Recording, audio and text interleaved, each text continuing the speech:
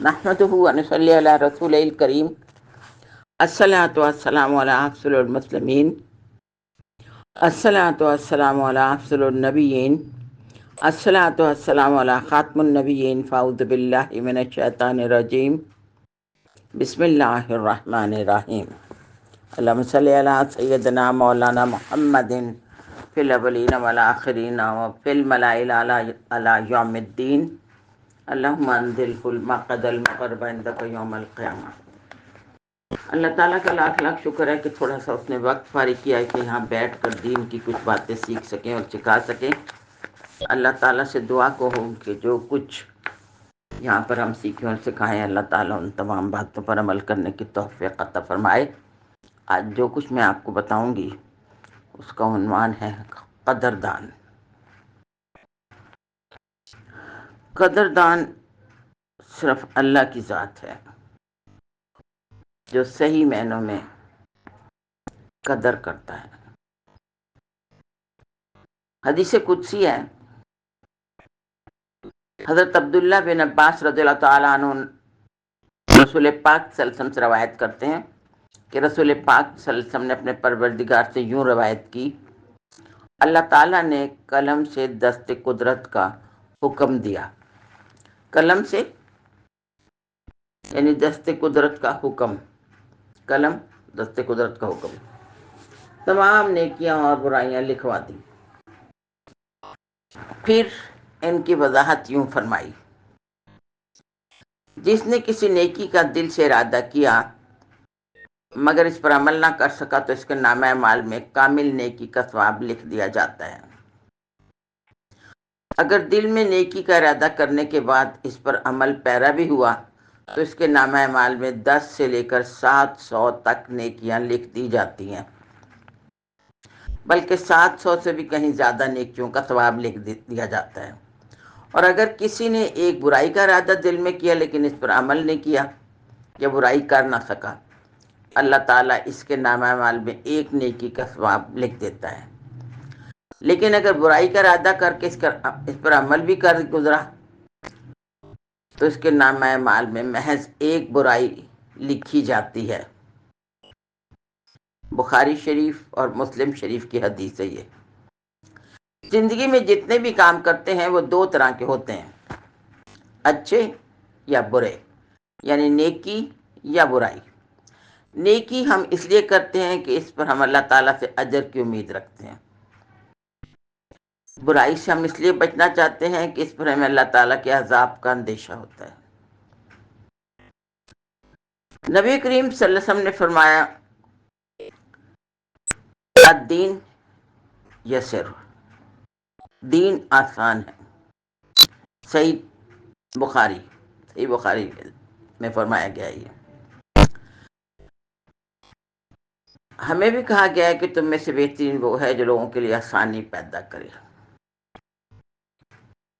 اب دین آسان ہے، اس کا ایک پہلو یہ ہے کہ اللہ تعالیٰ نے نیکی اور بدی کے بدلے کا قانون بھی بڑا ہی آسان بلکہ سراسر رحمت کا قانون رکھا ہے،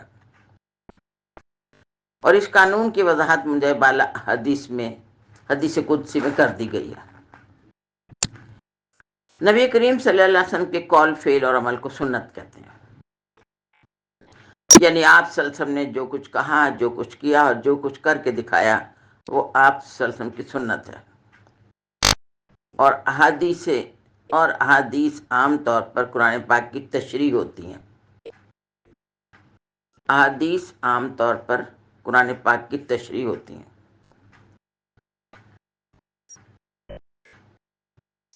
آپ نے جو کچھ کیا، کہا، عمل کر کے دکھایا اسے سنت کہتے ہیں، اسے حدیث بھی کہتے ہیں۔ اور تھوڑا سا سنت اور حدیث میں فرق ہے، عام سمجھنے کے لیے آپ کے لیے اتنا ہی کافی ہے۔ احادیث عام طور پر قرآن مجید کی تشریح ہوتی ہیں، قرآن پاک کی تفسیر ہوتی ہیں، یعنی قرآن پاک کی باتوں کو تفصیل سے بیان کرتی ہیں، یعنی قرآن پاک کے احکامات کی وضاحت کرتی ہیں۔ مثلاً قرآن پاک میں حکم ہوتا ہے نماز قائم کرو، حدیث بتاتی ہے کس طرح قائم کرو، کیا کیا پڑھو، کس طریقے سے وضو کرو، قیام کرو، رکوع کرو، سجدہ کرو، پھر تشہد، پھر دعا، یہ سب کچھ ہمیں قرآن پاک کے حکم نماز پڑھو کے بدلے میں نبی کریم صلی اللہ علیہ وسلم نے قرآن پاک کی تفسیر کرتے ہوئے ہمیں بتایا کہ کس طرح یہ حکم بجا لانا ہے۔ اپنے مال کی زکوٰۃ ادا کرو۔ کتنی ادا کرو؟ کتنے مال پر کتنی؟ زکوٰۃ کا مطلب کیا ہے؟ اس مال کو نکالنے یا راہ خدا میں دینے کی کیا فضیلت ہے؟ یہ تمام تر تفصیلات ہمیں حدیث سے معلوم ہوتی ہیں۔ قرآن پاک میں حکم ہے رمضان مہینے کے روزے رکھو، رمضان کے مہینے کے روزے رکھو، حکم آ گیا۔ میں کہتی ہوں حکم سے نظام نہیں بنتا، نظام بنتا ہے اتباع سے۔ ٹھیک ہے، اب قرآن پاک نے تو حکم دے دیا روزے رکھو، یہ نبی کریم صلی اللہ علیہ وسلم نے اس حکم کی تشریح کر کے بتائی۔ روزے کیسے رکھو؟ سحری کھاؤ، کس وقت اٹھو، کس وقت تک سحری کھا سکتے ہیں، پھر افطار کرو، کس وقت افطار شروع ہوگی، کس وقت ختم ہوگی، یہ تمام تفصیل قرآن پاک کے حکم روزے رکھو کے بارے میں نبی کریم صلی اللہ علیہ وسلم نے اس حکم کی تشریح کرتے ہوئے ہمیں سب کچھ سمجھایا۔ اب رمضان کے مہینے کا تو روزے کا حکم بھی آ گیا، اس کی تشریح کر دی، لیکن باقی تمام تر نفلی روزے، میں نے کہا قول، فعل اور عمل سنت ہے، قول، فعل اور عمل سنت ہے۔ ہر ماہ کے 3 روزے، یعنی چاند کی 13، 14، 15 تاریخ کا روزہ، کہ یہ روزے رکھنے والا بہت زیادہ ثواب پانے والا ہے۔ ان روزوں کی بہت زیادہ فضیلت بتائی کس نے؟ نبی کریم صلی اللہ علیہ وآلہ وسلم نے۔ اسی طرح رمضان کے روزے رکھنے کے بعد شوال کے 6 روزے رکھنے والا، فرمایا شوال کے 6، جو رمضان کے روزے رکھے پھر شوال کے 6 روزے رکھے، وہ ایسا ہے جیسے کہ تمام سال کے روزے رکھنے والا۔ ایسا کیوں؟ یہ تمام باتیں ہمیں نبی کریم صلی اللہ علیہ وسلم سے معلوم ہوئی ہیں۔ یہ اس لیے، ایسا کیوں ہے؟ اس لیے کہ مندہ بالا حدیث کے مطابق ایک نیکی کا بدلہ یا اجر 10 نیکیوں کے برابر ہے۔ ایک روزے کا ثواب 10 روزوں کے برابر۔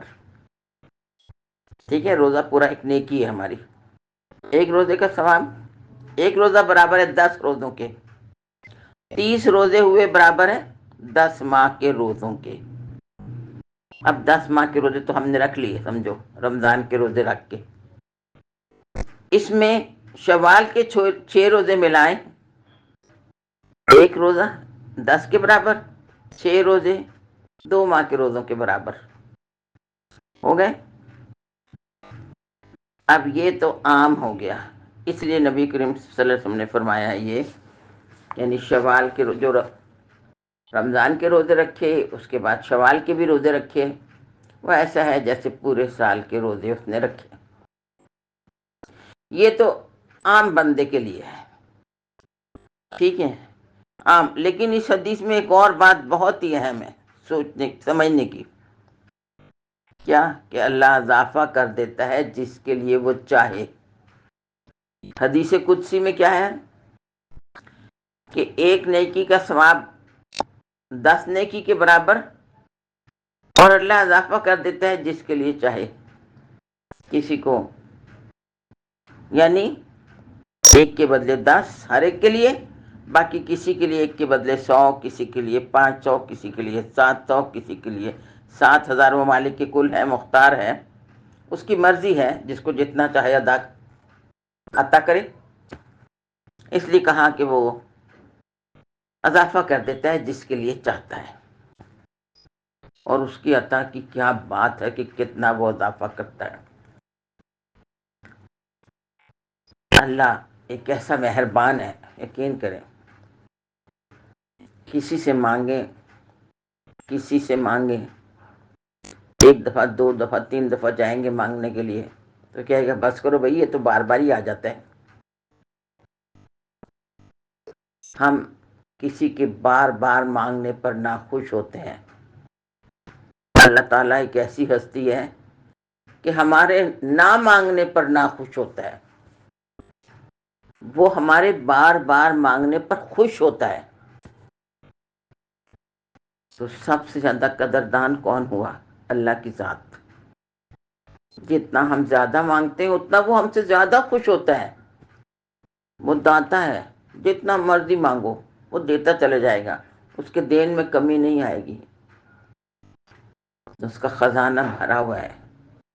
دنیا بھر کے جنہوں نے مل کے اگر اپنی مرضی کے مطابق پوری پوری دنیا طلب کریں تب بھی اس کے خزانے میں اتنی کمی نہیں آتی جتنا ایک سوئی کو سمندر کے گرانے سے میں سمندر میں گرائیں ایک سوئی کو تو اس کے ناکے میں جتنی سمندر کا پانی لگے اتنی بھی کمی اس کے خزانے میں نہیں آتی۔ ہمارے دامن بہت چھوٹے ہیں، اس کی عطا بہت زیادہ ہے، تو اس سے جتنا مرضی مانگیں۔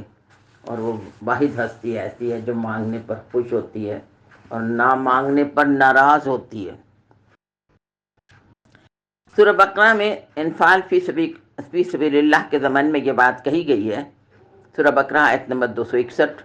ترجمہ: جو لوگ اپنا مال اللہ کی راہ میں خرچ کرتے ہیں، اس کی مثال اس دانے کی سی ہے جس میں سے 7 بالیں نکلے۔ ایک دانہ بویا، 7 بالیں نکلی، ہر بال میں 100 دانے۔ ٹھیک ہے، ایک دانہ بویا ہے، اس میں سے 7 بالیں، ہر بال میں 100 دانے۔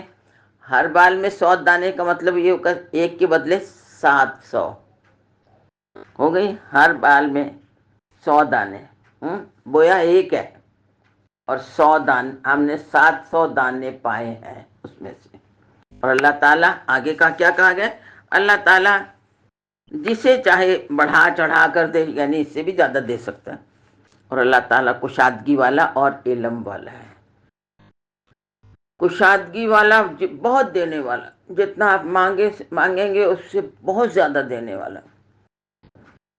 علم والا، جاننے والا، وہ جانتا ہے کہ کون کس سے کس حساب سے محبت کرتا ہے اور کتنا اخلاص رکھتا ہے، وہ اس کے اخلاص کے مطابق اپنے دینے کو زیادہ کرتا رہتا ہے۔ میں نے کہا کسی کو 1 کے بدلے 10 تو سب کو ہی، کسی کو 100 اور کسی کو 700 اور کسی کو 7000 اور کسی کو اس سے بھی زیادہ۔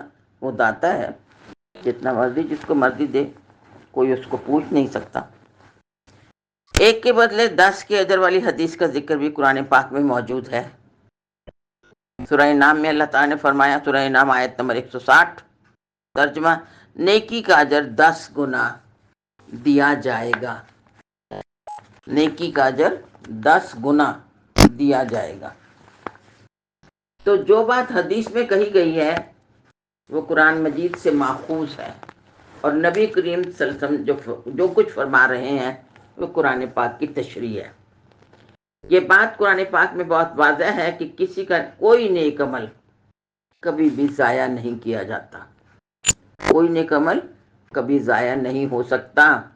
کسی محنت کرنے والے کی محنت، کسی مزدوری کرنے والے کی مزدوری، کسی نیک عمل کرنے والے کا کوئی نیک عمل ضائع نہیں ہو سکتا، سوائے اس کے کہ وہ خود اس کو ضائع کر دے، خود ہی کنواں کھودے اور خود ہی اس میں گر جائے، یعنی خود ہی ایسے برے اعمال کرنے لگے جو کی ہوئی نیکیوں پر غالب آ جائیں۔ وہ اس کا اپنا کام ہے۔ اللہ تعالیٰ کی یہاں نیکی ضائع نہیں ہوتی۔ برائی کو چاہے وہ لکھے اور چاہے تو معاف کر دے۔ اس کے مقابلے میں اللہ تعالیٰ کا یہ قانون جو نبی کریم صلی اللہ علیہ وسلم نے حدیث قدسی کے طور پر بیان کیا ہے، بڑا ہی اہم قانون ہے۔ اس کا ہر جز اپنی جگہ قابل غور ہے۔ پہلی بات جو اس حدیث میں واضح طور پر نظر آتی وہ یہ کہ اصل چیز کسی کام کو کرنے کا ارادہ ہے۔ انسان کو جو طاقت دی گئی ہے، اختیار دیا گیا ہے، وہی اس کا امتحان ہے، اور وہ اپنی شخصیت، اپنی ہستی، اپنا دماغ، اپنا قلب، جو لفظ ہم استعمال کریں، قرآن مجید نے انسان کے اندر جو شخصیت کام کرنے کے فیصلے کرتی ہے اور کام کرتی ہے۔ قرآن مجید نے جو بتایا ہے کہ جو شخصیت انسان کے اندر فیصلے کرنے کا کام کرتی ہے یا کام کرتی ہے، اس کو قرآن پاک نے قلب کہا ہے۔ قلب کا لفظ استعمال ہوا ہے اس کام کرنے والی طاقت کے لیے، اس کے ذریعے وہ اس اختیار کو استعمال کرتا ہے، قلب کے ذریعے۔ قرآن مجید ہی کہتا ہے کہ اصل زندگی قلب کی زندگی ہے، اصل موت قلب کی موت ہے، اصل بینائی قلب کی بینائی ہے، اور اصل اندھا پن قلب کا اندھا پن ہے۔ قرآن مجید سورہ حج آیت نمبر 46 میں ارشاد باری تعالیٰ ہے، ترجمہ: آنکھیں اندھی نہیں ہوتی، بلکہ قلب جو سینے میں ہے وہ اندھا ہو جاتا ہے، اور جب قلب اندھا ہو جاتا ہے تو توبہ کی توفیق نہیں رہتی۔ ایک امیر شخص نے کسی بزرگ سے کہا، حضرت، اس کی کیا وجہ ہے کہ جب میں کوئی نیک کام کرتا ہوں تو خوشی نہیں ہوتی، اور جب کوئی برا کام کرتا ہوں تو افسوس نہیں ہوتا؟ بزرگ نے اس امیر بندے کی طرف دیکھا اور کہا، اب آپ کا دل پورے طور پر مر چکا ہے۔ یعنی یہ مومن کی نشانی ہے کہ مومن اگر کوئی اچھا کام کرتا ہے تو اسے لازمی خوشی ہوتی ہے، اور ایک برا کام کرے، کتنا ہی بندہ برا ہو تو اس کا دل اندر سے کہے گا یہ تو نے اچھا نہیں کیا۔ اور جب اچھائی اور برائی دل میں کچھ بھی نہ افسوس ہو، نہ خوشی ہو کسی اچھے کام کی، اور نہ افسوس ہو برا کام کرنے پر، تو سمجھو کہ دل پورے طور پر مر گیا۔ تو قیامت کے دن وہی آدمی نجات پانے والا ہوگا جو اللہ کے پاس قلب سلیم لے کر حاضر ہوگا۔ قلب سلیم وہ خالص دل ہے جو کفر کا مطلب انکار، نفاق کا مطلب منافقت، جو کفر اور یعنی نفاق اور منافقت، کفر اور منافقت سے کی گندگی سے پاک ہوتا ہے۔ سورہ شورى آیت نمبر 89 میں اللہ تعالیٰ فرماتا ہے، مگر وہ جو اللہ کے حضور حاضر ہوا سلامت دل لے کر۔ تو قلب سلیم جو ہے وہ سلامت دل ہے۔ اللہ تعالیٰ کی اصل قوت ارادے کی ہے۔ ہم لوگ ارادے کے لیے ایک دوسرا لفظ نیت استعمال کرتے ہیں۔ شریعت میں نیت کی بڑی اہمیت ہے، عمل کی ظاہری شکل و صورت نہیں ہے۔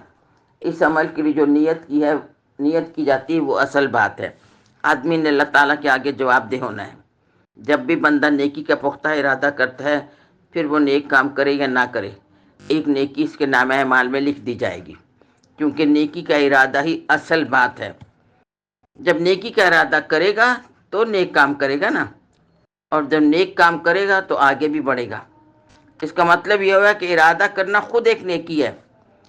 اس لیے نیکی کی نیت اور ارادہ آدمی کو کرتے رہنا چاہیے، سوچتے رہنا چاہیے کہ میں یہ نیک کام کروں، میں یہ نیک کام کروں، میں کسی بندے کا کام کر دوں، میں فلاں کا قصور معاف کر دوں، میں فلاں سے معافی مانگ لوں، میں آئندہ نرمی سے بات کروں گا، میں آئندہ کسی پر غصہ نہیں کروں گا، وغیرہ وغیرہ۔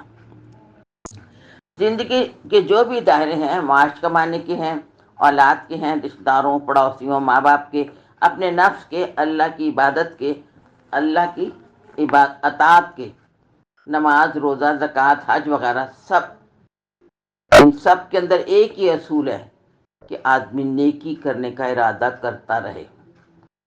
انسان کے پاس اللہ کا دیا ہوا یہ اختیار بھی ہے جس سے وہ نیکی کا ارادہ کرتا ہے اور پھر نیکی کرتا ہے، لیکن اس اختیار اور ارادے پر ہی انسان کی پکڑ بھی ہے، مواخذہ ہے۔ جن اور انسان کو اللہ تعالیٰ نے ارادہ اور اختیار دیا ہے، باقی کسی مخلوق کو ارادہ اور اختیار نہیں دیا۔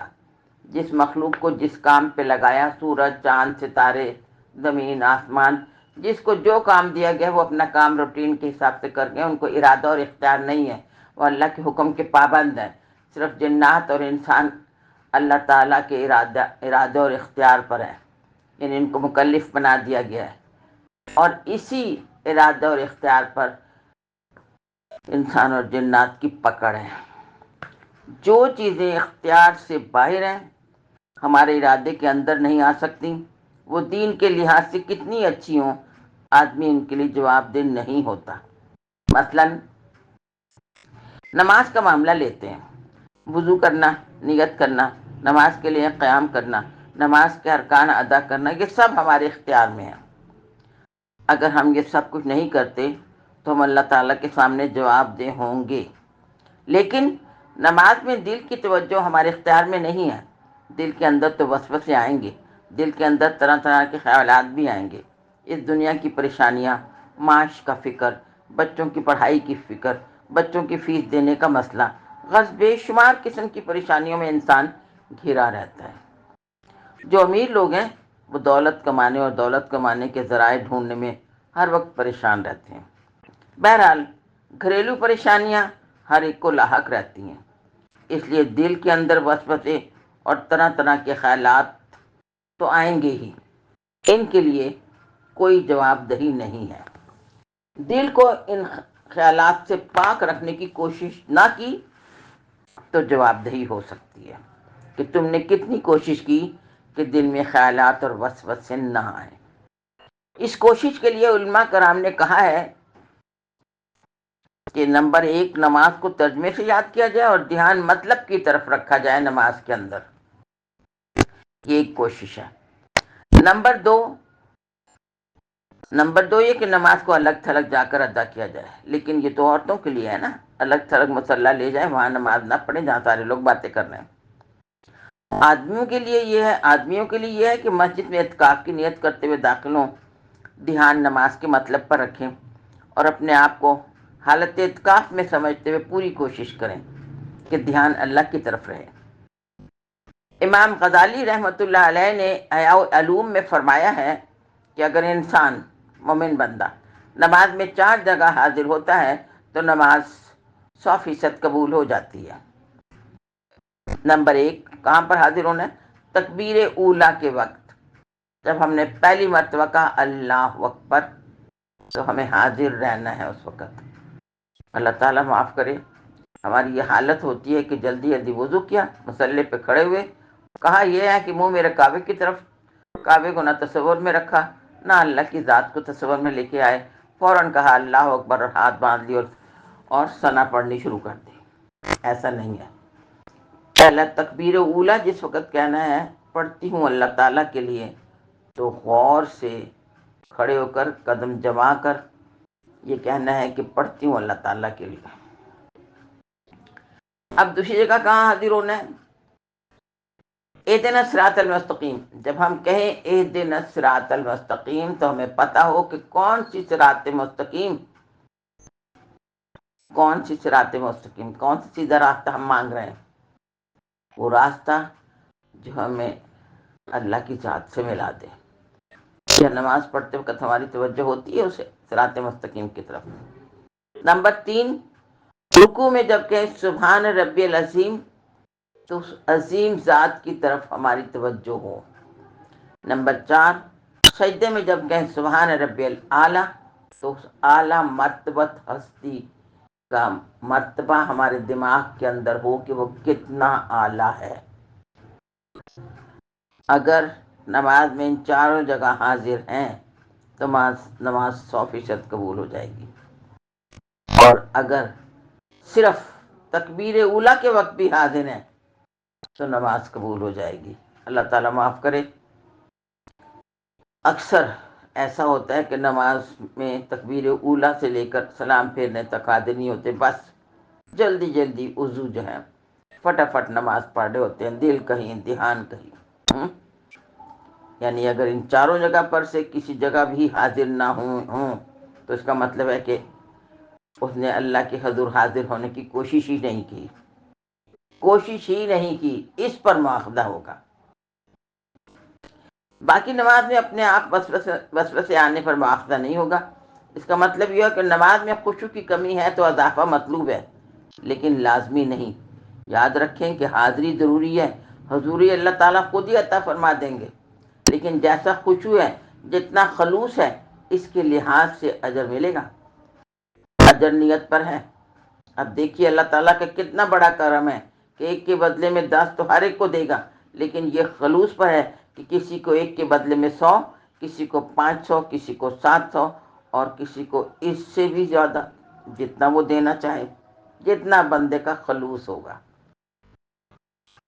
صحابہ کرام نے ایک مرتبہ نبی کریم صلی اللہ علیہ وسلم سے فرمایا، یا رسول اللہ صلی اللہ علیہ وسلم، ہم اپنے دلوں میں بعض ایسی باتیں پاتے ہیں کہ ہم میں سے کوئی اس ایسی باتوں پر کو زبان تک پہ لانا گوارا نہیں کرتا، انہیں زبان پر لانا بھی بہت گراں سمجھتا ہے۔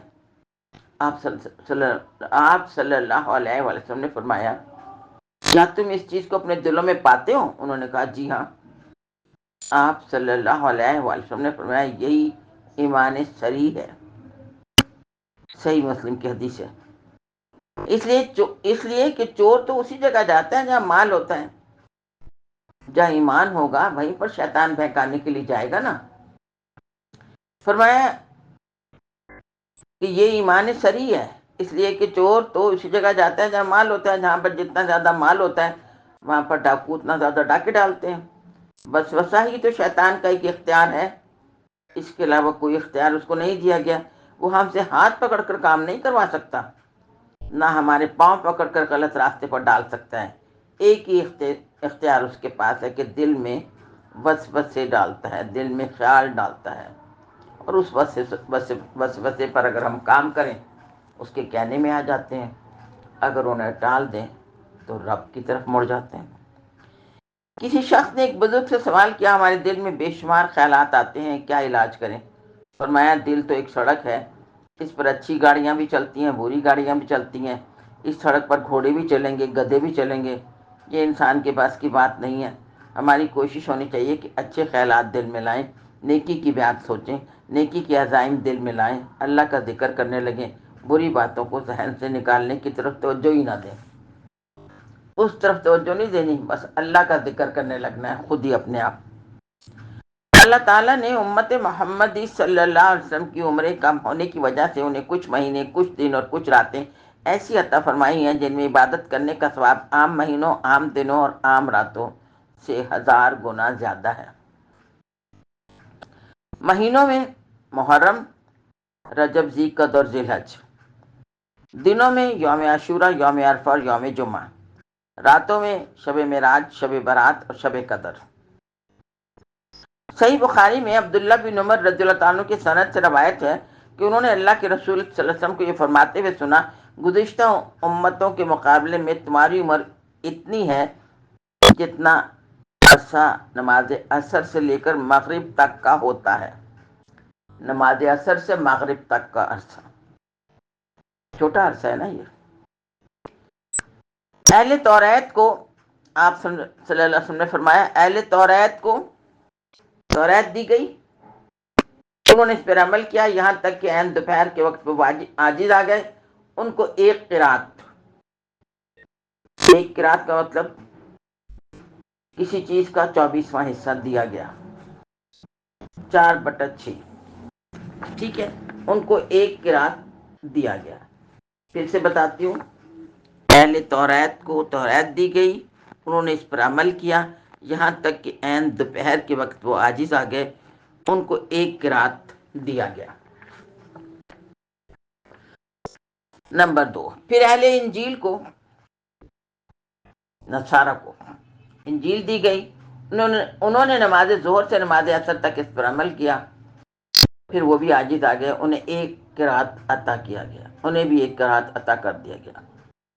نمبر 3، پھر ہمیں قرآن پاک عطا ہوا اور غروب آفتاب تک اس پر عمل کیا گیا اور ہمیں 2 قرات ملے۔ یہ نبی کریم صلی اللہ علیہ وسلم فرما رہے ہیں۔ روز محشر جب یہ اجر ہمیں دیا جائے گا تو اہل کتاب کہیں گے، اے ہمارے رب، ہمیں تو نے ایک ایک قرات دیا اور ان کو یعنی مسلمانوں کو تو نے 2 قرات دیے، حالانکہ ہم نے ان سے بڑھ کر کام کیا ہے۔ راوی کا قول ہے کہ اللہ تعالیٰ فرمائے گا، کیا میں نے تمہاری اجرت میں تم پر کوئی کمی کی ہے؟ یعنی جتنی اجرت مقرر کی تھی کیا تم کو میں نے اتنی نہیں دی، پوری نہیں دی اجرت تمہیں؟ وہ کہیں گے نہیں، اجرت تو آپ نے پوری دی ہے۔ اللہ تعالیٰ فرمائے گا، پھر یہ تو میرا فضل ہے، جسے چاہے جتنا عنایت کرتا ہوں۔ میں بالا حدیث میں یہودیوں کی مدت عمل طلوع آفتاب کے بعد سے ظہر تک ہے، نصارہ کی مدت عمل وہ وقفہ ہے جو نماز ظہر سے عصر تک پھیلا ہوا ہے، اور مسلمانوں کی مدت عمل وہ وقفہ ہے جو نماز عصر سے مغرب تک ہے۔ اس حدیث سے بخوبی اندازہ ہو سکتا ہے کہ اللہ تعالیٰ نے حضرت محمد مصطفیٰ صلی اللہ علیہ وسلم کی امت کو فضیلت بخشی ہے، لیکن سابقہ امتوں کی اجرت میں نہ تو کمی کی گئی ہے اور نہ ہی ان پر کسی قسم کا ظلم کیا گیا ہے، کیونکہ اللہ تعالیٰ ہر قسم کی ظلم و زیادتی سے پاک ہے۔ حدیث میں قرات کا ذکر کیا گیا ہے، اس قرات سے مراد جنت میں ان کا حصہ اور ملکیت ہے۔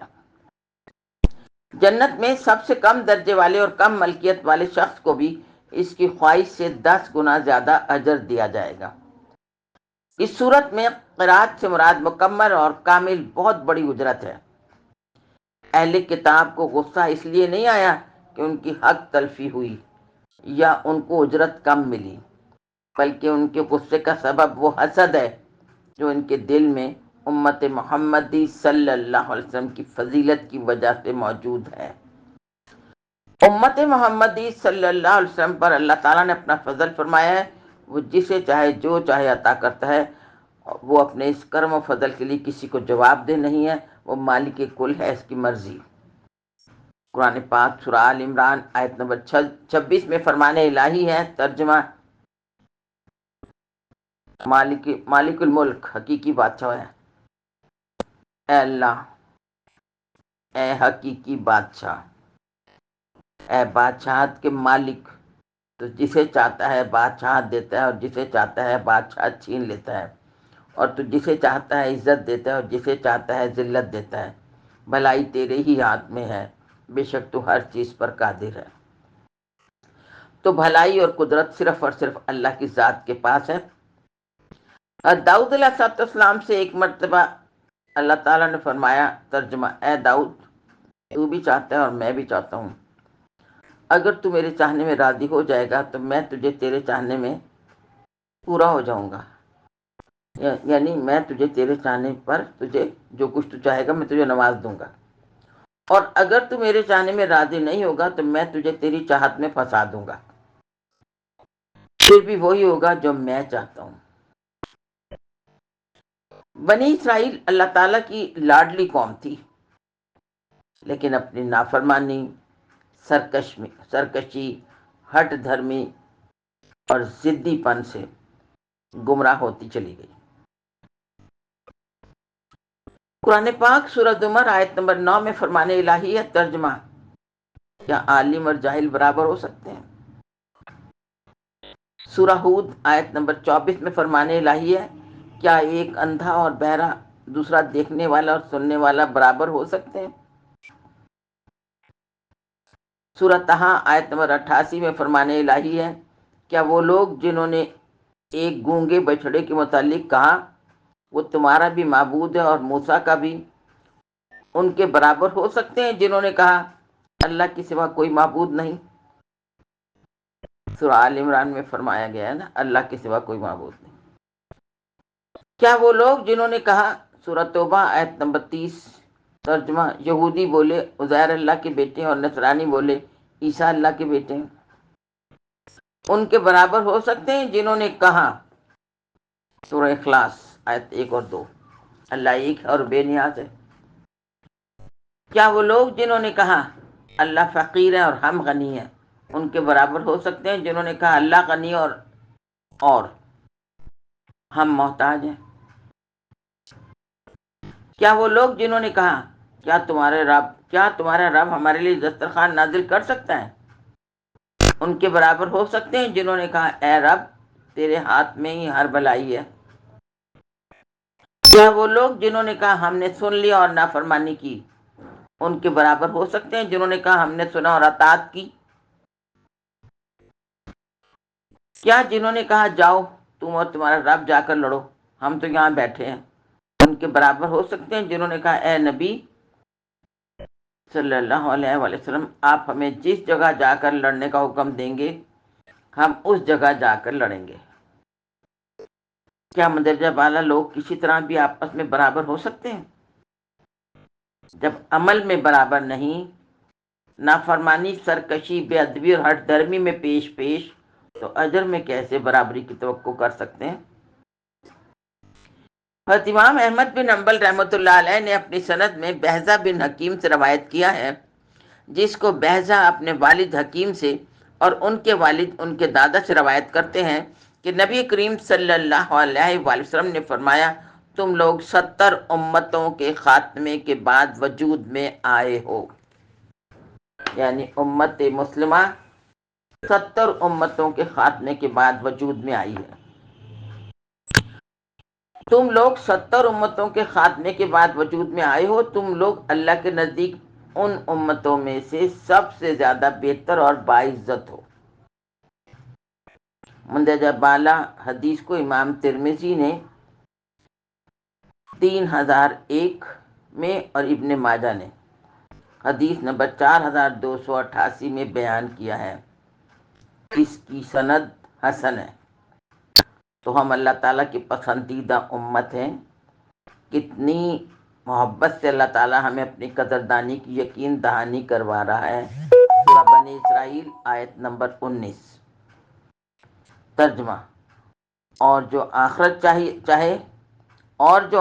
چاہے اور اس کی سی کوشش بھی کرے اور ہو ایمان والا، تو انہی کی کوشش ٹھکانے لگی، یعنی جس نے آخرت کا ارادہ اور ہمت کر لی کہ مجھے آخرت کمانا ہے، اور یہ عزم کر لیا اور پختہ ارادہ ہو گیا، اور پھر اس کے لیے کوشش کی، جیسی کوشش کر سکتا تھا، جتنی اس کی استطاعت تھی، جیسا کہ اس کا حق ہے، ایمان کے ساتھ کی، اللہ کے بھروسے پر کی، اس کی خاطر کی، تو اس کی ان ساری کوششوں کی پوری قدر کی جائے گی،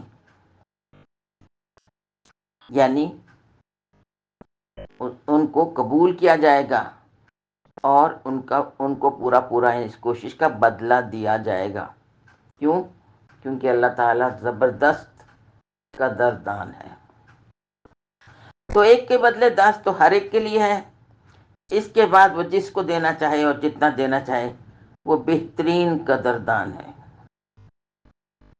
اللہ تعالیٰ ہمیں صحیح معنوں میں آخرت کمانے کی توفیق عطا فرمائے، دین کی سمجھ، عقل و فہم عطا فرمائے، قرآن احکامات کو سمجھ کر عمل کرنے والا بنائے، اور نبی کریم صلی اللہ علیہ وسلم کی اتباع اور آپ صلی اللہ علیہ وسلم کے اصحاب پر عمل کرنے کی توفیق عطا فرمائے۔ وآخر دعوانا ان الحمد للہ رب العالمین، صلی اللہ تعالیٰ علی حبیبہ محمد وآلہ وسلم۔